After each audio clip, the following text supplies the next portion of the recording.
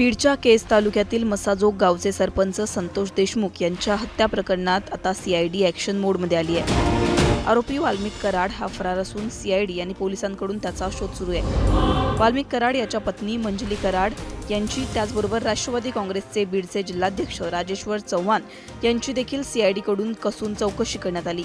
शुक्रवारी रात्री 9:30 पर्यंत ही चौकशी सुरू होती। चौकशी संपताच बीडचे जिल्हाध्यक्ष काय म्हणालेत पाहूया।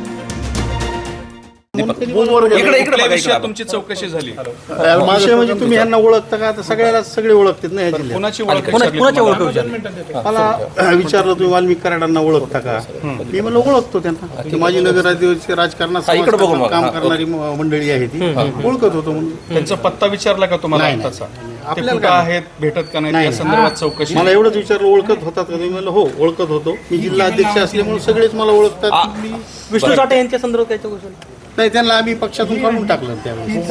बरं, वाल्मिक कराडला तुम्ही ओळखत होतात, तर कशा पद्धतीने ओळखत होतात वाल्मिक कराडांच्या बद्दल? आता कशा प्रकारे म्हणजे आता राजकारणात एकमेकांचं, आता तुम्ही तुमची आणि माझी मैत्री आहे, तू जर काही घटना घडली समजा, तर तुम्ही ह्या पत्रकारांना कशा पद्धत ओळखता?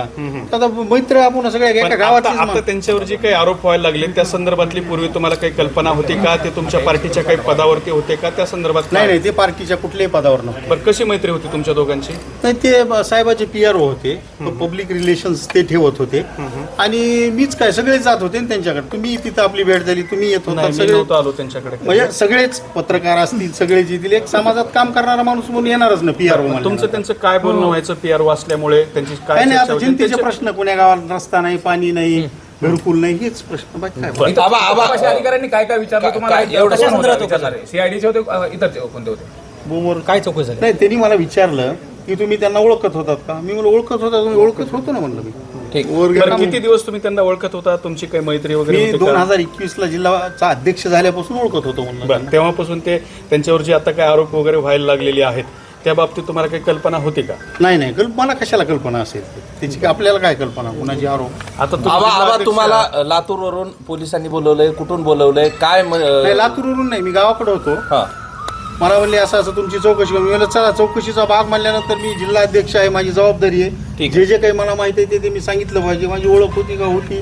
मी धनंजय मुंडेंचा, अजित पवारांच्या गटाचा मी जिल्हा अध्यक्ष आहे, त्याने बोलवलं असेल म्हणून आलो। आता ते